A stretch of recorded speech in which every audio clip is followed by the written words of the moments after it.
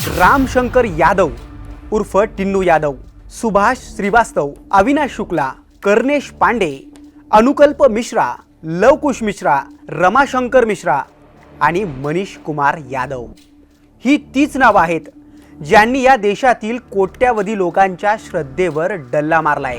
याच लोकांनी मर्यादा पुरुषोत्तम प्रभू श्रीरामांच्या दरबारात रावणालाही लाजवेल असं कृत्य केलंय। ज्या मंदिरासाठी या देशानं तब्बल 500 वर्षांचा वनवास भोगला, पिढ्यानपिढ्या रक्त सांडलं गेलं, त्याच मंदिरात याच लोकांनी डल्ला टाकलाय। पायमोजातून पैसे चोरले गेलेत, भाविकांनी मोठ्या श्रद्धेनं अर्पण केलेलं धन मंदिरातल्या बाथरूममध्ये लपवलं गेलं। ज्या रामाच्या नावाने समुद्रात अक्षरशः दगडही तरलेत, त्याच रामाच्या मंदिरात या लोकांनी लाखो रुपये पचवलेत। भक्तांनी श्रद्धेनं दान केलेल्या अर्पण पेटीतून चक्क कोट्यावधी रुपयांची रोकड, डॉलर आणि सोन्या चांदीचे दागिने पळवण्यात आलेत। पण हे सगळं कसं शक्य झालं? सामान्य ड्रायव्हर, शिक्षक असणाऱ्या या लोकांची इतकी हिंमत कशी झाली? यांच्या पाठीमागे असणारा खरा मास्टरमाइंड नेमका कोण आहे? याचाच सविस्तर आढावा घेणारा हा व्हिडिओ। नमस्कार, मी प्रसाद आणि तुम्ही पाहतायत न्यूज 18 मराठी। आता सगळ्यात आधी पाहूयात हा सगळा प्रकार कधी समोर आला। अयोध्येत कुंभमेळ्याची अलोट गर्दी उसळली होती। देशभरातून करोडो राम भक्त अयोध्येत येत होते आणि मनमोकळेपणानं दान धर्मही करत होते। दानपेट्या भरभरून वाहत होत्या। फेब्रुवारी 2026 मध्ये पहिल्यांदाच मंदिर प्रशासनाला मंदिरात चोरी होते याची शंका आली। ती शंका का आली? कारण दानपेटीत जेवढी रक्कम जमा होत होती त्या तुलनेत मोजणीत कमी पैसे दिसत होते। इंडियन एक्सप्रेसनं दिलेल्या एका वृत्तानुसार राम मंदिरात दररोज 84,000 ते 1 लाख भाविक दर्शनासाठी येतात। पण 13 जानेवारी ते 26 फेब्रुवारी 2025 या 45 दिवसांच्या महाकुंभ काळात काही दिवशी ही संख्या तब्बल 10 ते 12 लाखांपर्यंत पोहोचली होती। भाविकांची संख्या वाढल्यामुळे साहजिकच देणग्याही मोठ्या प्रमाणात वाढल्यात आणि तिथूनच चोरट्यांच्या लालसेचा बांध फुटला। पण म्हणतात ना, पाप कधीच लपून राहत नाही। 30 जून 2026 चा दिवस उगवला। याच दिवशी चोरट्यांचा भांडाफोड झाला, कारण याच दिवशी मंदिराच्या पैशांच्या खोलीतील शौचालयाच्या व्हेंटिलेशनमध्ये लपवून ठेवलेली रोख रक्कम मंदिर प्रशासनाला सापडली आणि ट्रस्टच्या पायाखालची वाळू सरकली। प्रकरणाचं गांभीर्य लक्षात घेऊन यूपीच्या डीजीपींनी तात्काळ 13 जूनला एक विशेष तपास पथक स्थापन केलं। 25 जूनला FIR नोंदवण्यात आली। त्याआधीच 5 जूनला एका संशयिताच्या घरातून मंदिर प्रशासनानं तब्बल 58 लाख रुपये जप्त केले होते। इथून पुढे जे सत्य उघडकीस आलं त्यानं अख्ख्या देशाची झोप उडवली। पण इतकी कडक सिक्युरिटी कॅमेरे असताना चोरी झालीच कशी? त्यासाठी तुम्हाला चोरट्यांचा प्लॅनिंग समजून घ्यावा लागेल। दानपेटीतील पैसे जेव्हा काउंटिंग सेंटरमध्ये यायचे तेव्हा हे चोर आपलं काम सुरू करायचे। धक्कादायक म्हणजे या लोकांना CCTVची खडा माहिती होती। सुरुवातीला CCTV कुणीच तपासत नाही याचा फायदा घेऊन या चोरट्यांनी चक्क कपड्यांमध्ये, शर्टमध्ये, जॅकेटमध्ये आणि सॉक्समध्ये नोटांची बंडल लपवली।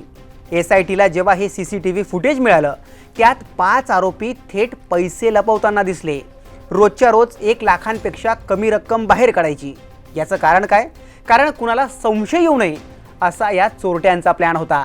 धक्कादायक म्हणजे मोजणीच्या काउंटरची एक किल्ली बँक कर्मचाऱ्याकडे असायची, तर दुसरी किल्ली एका भलत्याच माणसाकडे होती।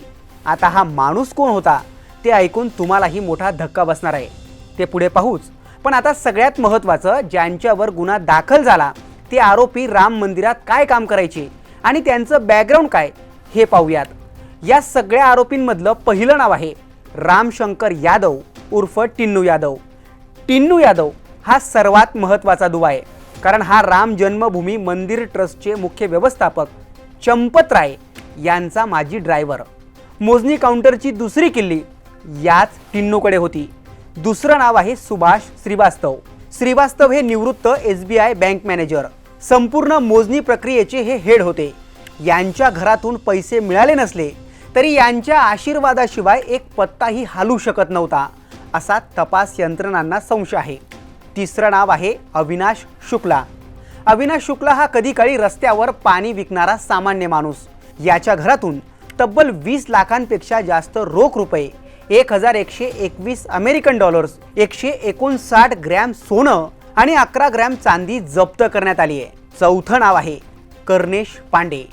पांडे हा एका शाळेचा शिक्षक.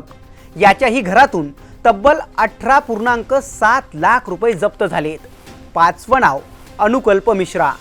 याच्या घरातून 16.82 लाख रुपये जप्त करण्यात आलेत.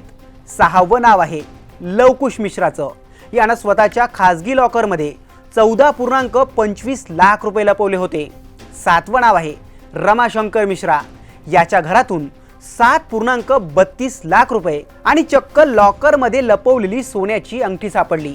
आठवं आणि सगळ्यात शेवटचं नाव आहे मनीष कुमार यादवचं. हा मनीष कुमार यादव कोण? तर आरोपी क्रमांक 1 टिन्नू यादवचा हा भाचा आहे. या सगळ्यांकडून तब्बल 80 लाखांपेक्षा जास्त रोख रक्कम, सोनं, चांदी आणि परदेशी चलन जप्त करण्यात आलंय. हे पैसे त्यांनी घर, जमिनी आणि व्यवसायात गुंतवण्याचा प्रयत्न केला होता. या लोकांवर IPC कलम 420 फसवणूक, 406 विश्वासघात, 120B कट रचणे आणि 467, 468 बनावट कागदपत्रे अंतर्गत गुन्हे दाखल करण्यात आले आहेत. इतकंच नाही तर सरकारी अधिकारी नसतानाही यांच्यावर भ्रष्टाचार प्रतिबंधक कायद्याचं कलम 13(1) लावण्यात आला आहे. या प्रकरणानं मंदिर प्रशासनावरही गंभीर प्रश्न निर्माण केलेत. या भयंकर चोरीचे पडसाद इतके तीव्र होते की याला नैतिक जबाबदार धरून श्रीराम जन्मभूमी मंदिर ट्रस्टचे काही प्रमुख सदस्य ज्या चंपत राय आणि अनिल मिश्रा यांना राजीनामा द्यावा लागलाय. त्यांनी राजीनामे तर दिलेच आहेत, पण त्याच सोबत चंपत राय हे देखील तपास यंत्रणांच्या रडारवर आहेत. त्यांचीही सध्या कसून चौकशी सुरू आहे. तुर्तास हे सर्व 8 आरोपी गजाआड आहेत. मुख्यमंत्री योगी आदित्यनाथ यांच्या आदेशानं SITची मुदत 15 जुलैपर्यंत वाढवण्यात आली आहे. लवकरच हे प्रकरण CBI, NIA किंवा EDकडे जाण्याची शक्यताही वर्तवण्यात येते. या घटनेनं देशात संतापाची लाट उसळली आहे. आपण रामासाठी दान करतो आणि हे दरोडेखोर आपलीच घरं भरतात. आज 500 वर्षांच्या लढ्यानंतर मिळालेल्या या मंदिरात पारदर्शकतेची नितांत गरज आहे. सुरक्षेचे उपाय, CCTV मॉनिटरिंग आणि बँकेच्या कर्मचाऱ्यांचे सक्तीचे युनिफॉर्म आता लागू झाले आहेत खरे, पण जो विश्वास तुटलाय तो कसा भरून निघणार हाच सगळ्यात महत्त्वाचा प्रश्न आहे. याबाबत तुम्हाला काय वाटतं? कमेंट करून नक्की कळवा.